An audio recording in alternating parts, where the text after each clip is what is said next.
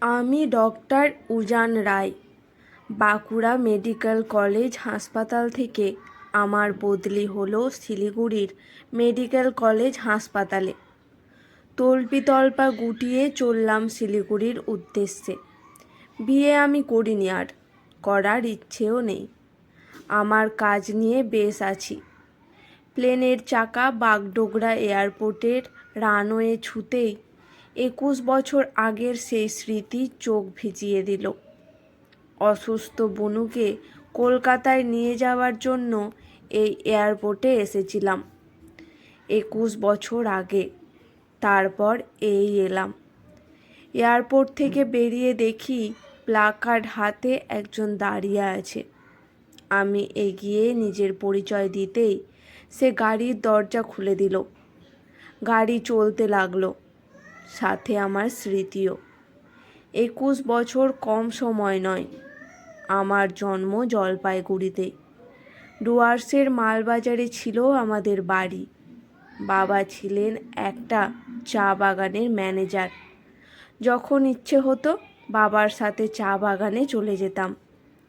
প্রকৃতির মধ্যে বড় হওয়ার আনন্দই আলাদা। ডুয়ার্সের নদী, গাছপালা, পশু পাখি সব আমার বন্ধু হয়ে উঠেছিল। ঘরে আমার মন টিকত না। মা বলতো আমি নাকি বারমুখো। আমাদের পাড়া ও পাশাপাশি 2-3টে পাড়ার সবার সাথে আমার পরিচয় ছিল। কারো জিপসি ট্রেকারের পাশে বসে কখনো গরু মরা, কখনো বা জলদাপাড়া চলে যেতাম। সেখানে গাছের বুনো গন্ধ, পশু পাখি আমাকে ভীষণভাবে আকর্ষণ করত। এইভাবে এদিক ওদিক চলে যাওয়ার জন্য বাবার কাছে অনেক মার খেতে হয়েছে। সেই বারমুখো আমার হঠাৎ পরিবর্তন হলো যখন আমার মায়ের কোলে ছোট্ট একটা বোন এলো। আমি অবাক হয়ে দেখতাম আমার মতো হাত, পা, মুখ সব আছে, কিন্তু সব ছোট ছোট। আমার তখন 7 বছর বয়স। স্কুল থেকে ফিরেই মাকে বলতাম বনুকে একটু আমার কোলে দিতে। কি সুন্দর ছিল আমার বনুটা। যত বড় হতে থাকলো ততই রূপসী হয়ে উঠতে লাগলো। ওর নাম ছিল জুই। জুই ফুলের মতোই স্নিগ্ধ সুন্দর ছিল আমার বনু। সবাই বাবা মাকে বলতো এই মেয়ে একদিন রাজরানী হবে। বাবা বলতেন আমি চাই আমার ছেলে মেয়ে দুটো লেখাপড়া শিখে নিজের পায়ে দাঁড়াক। সেইভাবেই ওদের তৈরি করছি। প্রকৃতির নিয়মে আমরা বড় হয়ে উঠতে লাগলাম। আমি মেডিকেলে চান্স পেয়ে তখন শিলিগুড়ি চলে গেলাম। তখন বনু স্কুলে পড়ে। ছুটি ছাটাতে বাড়ি আসতাম। বনুও আমার আসার অপেক্ষায় থাকতো। আমি তখন সবে ইন্টার্নশিপটা শেষ করে বাড়ি এসেছি। বনুও বোর্ডের পরীক্ষা দিয়ে বসে আছে। আর কিছুক্ষণ পর পরীক্ষার ফল প্রকাশ হবে। বনু একাদশ শ্রেণীতে কোথায় ভর্তি হবে, আমি চাকরি নেব নাকি এমডির জন্য তৈরি হব, এসব নিয়ে বেশ কদিন ধরে আমাদের মধ্যে আলোচনা চলছে। আমি চাইছি বনু কলকাতায় পড়ুক, কারণ আমার ইচ্ছা যদি কলকাতায় মেডিকেল কলেজগুলোর মধ্যে কোনো একটাতে চাকরি পায় তাহলে 2 ভাই বোন একটা বাড়ি ভাড়া করে থাকবো।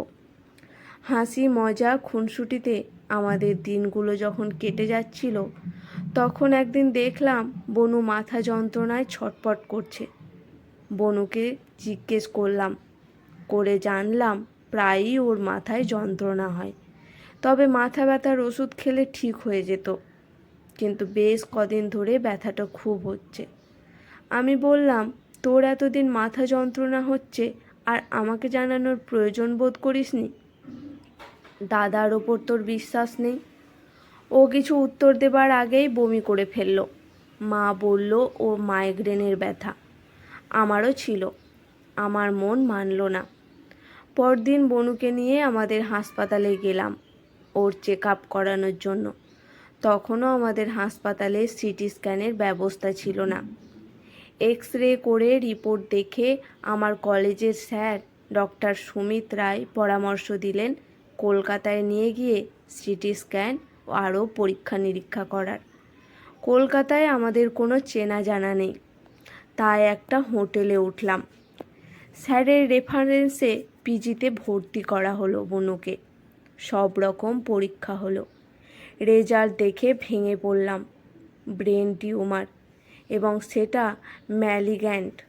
টিউমারটা বাড়তে বাড়তে ব্রেনকে ছুঁয়ে ফেলেছে। অনকোলজিস্ট ডক্টর অমিতাভ ঘোষ আমায় জানালেন যে অপারেশনটা খুব ঝুঁকিপূর্ণ। অপারেশন সফল নাও হতে পারে, হলেও হয়তো ব্রেন ঠিকমতো কাজ করবে না। উভয় সংকটে পড়লাম। যখন ব্যথা শুরু হয়েছিল, বনুটা যদি উপেক্ষা না করে আমায় একটু বলতো, তাহলে হয়তো টিউমারটা এতটা বাড়তে পারতো না। মাকে কিছু জানানো হলো না। বাবার সাথে কথা বলে ঠিক হলো অপারেশন হবে। অপারেশন হলো। মস্তিষ্কের মৃত্যুও হলো। হৃদযন্ত্র তখনও চলছে। মা হোটেলেই ছিল। আপাতত মাকে কিছু জানানো হবে না ঠিক করলাম। সুপার আমাকে আর বাবাকে তার ঘরে ডেকে পাঠালেন। দেখলাম কয়েকজন ডাক্তার আছেন আর এক ভদ্রলোক ও ভদ্রমহিলা বসে আছেন। ভদ্রমহিলা বারবার রুমাল দিয়ে চোখ মুছছেন। সুপার বললেন, এই যে দুজনকে দেখছেন, এদের একমাত্র মেয়ের হার্টের অবস্থা খুব খারাপ। আপনাদের মেয়ের তো ব্রেন ডেথ হয়ে গেছে, তাই যদি ওর হার্টটা দান করেন তবে এনাদের মেয়েকে বাঁচাতে পারে। উজান, তুমি তো ডাক্তার, তোমার সম্মতি দেওয়া উচিত। বাবার মন মানছে না। আমি বললাম যে বনু তো আর ফিরে আসবে না। একটা অল্প বয়সী মেয়ে যদি বনুর হাতটা নিয়ে বেঁচে যায়, তবে বনু ওর মধ্যেই বেঁচে থাকবে। বাবার সম্মত হলো। সেই দম্পতি আমাদের অনেক ধন্যবাদ দিয়ে বললেন, আমাদের মেয়ে জুঁইয়ের বয়সে মোটে 16, আর ও আমাদের একমাত্র সন্তান। ওর জীবনদানের ব্যবস্থা আপনারা করলেন, এর জন্য চিরকৃতজ্ঞ থাকব। আমার বাবা একটা কথা শুধু বললেন, জানেন, আমাদের মেয়েটার নাম ছিল জুঁই, তার বয়সও ছিল 16। কি কোইন্সিডেন্সি, তাই না? তারপর ভীষণ কাঁদতে লাগলেন।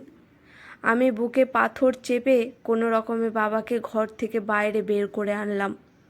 বনুর হৃৎপিণ্ডটা নিয়ে বনুকে আমাদের হাতে তুলে দিল হাসপাতাল। ফুলের মতো মেয়েটা আমাদের ছেড়ে চলে গেল। সেদিন মনে মনে ঠিক করি আমি অনকোলজিস্ট হব এবং তার জন্য কঠোর পরিশ্রম করব। সেই যে বনুকে নিয়ে কলকাতায় চলে এলাম, আর ফিরে যাইনি। কেমন করে ফিরে যেতাম বনুকে ছাড়া? বাবা সব বিক্রি করে কলকাতায় একটা বাড়ি ভাড়া নিলেন। না, আমি অনকোলজিস্ট হতে পারিনি, তবে সার্জেন হয়েছি। বেশিরভাগ সময় গ্রামের হাসপাতাল বেছে নিয়েছি। মা বাবা অনেক জোর করেছে আমাকে বিয়ের জন্য, কিন্তু আমার ইচ্ছে হয়নি। এই বেশ আছি, বনুর ছবি বুকে নিয়ে আর আমার কাজ নিয়ে। এখন তো আমার আর কেউ নেই। বাবা মা পরপর চলে গেছেন। 21 বছর চোখের পলকে কেটে গেছে। স্যার, আমরা এসে গেছি। ড্রাইভারের কথায় অতীত থেকে বর্তমানে ফিরে এলাম। আমরা সেই হাসপাতাল। এত বছর এখানে আমার বদলি হলো। সুপার আমাকে দেখে এগিয়ে এলেন। ওনার ঘরে আমাকে বসিয়ে ড্রাইভারকে নির্দেশ দিলেন আমার জিনিসপত্র আমার জন্য নির্দিষ্ট কোয়ার্টার রেখে আসতে। হঠাৎ একটি মেয়ের গলা শুনলাম, স্যার, আসবো? সুপার অনুমতি দিলে আমি দেখলাম অনিন্দ্য সুন্দর একটা মেয়ে ঘরে ঢুকলো। সুপার আমার সাথে পরিচয় করিয়ে দিলেন। মেয়েটির নাম জুঁই, আমাদের হাসপাতালের সিনিয়র নার্স। আর জুঁইকে বললেন, ইনি ডক্টর উজান রায়, আমাদের হাসপাতালে বদলি হয়ে এসেছেন। তুমি কাল ডক্টর রায়ের সাথে সবার পরিচয় করিয়ে দিও। তারপর আমাকে বললেন, জুঁইয়ের যখন 16 বছর বয়স, তখন ওর হার্ট খারাপ হয়। বাঁচার আশা ছিল না। এক মহানুভব পরিবার তাদের মেয়ের হার্ট দান করে ওকে বাঁচায়। মেয়েটির ব্রেন ডেথ হয়েছিল। কবে, কোথায়? আমি উত্তেজিত। মেয়েটি বলল, পিজিতে, 21 বছর আগে। মেয়েটির নামও জুঁই ছিল। আমি সুস্থ হবার পর কত খুঁজেছে আমার মা বাবা, কিন্তু ওনাদের খোঁজ পায়নি। আমি বলে উঠলাম, বনু, আজকের গল্পটি এখানেই সমাপ্ত। গল্পটি ভালো লেগে থাকলে চ্যানেলটি সাবস্ক্রাইব করে আমার পাশে থাকবেন।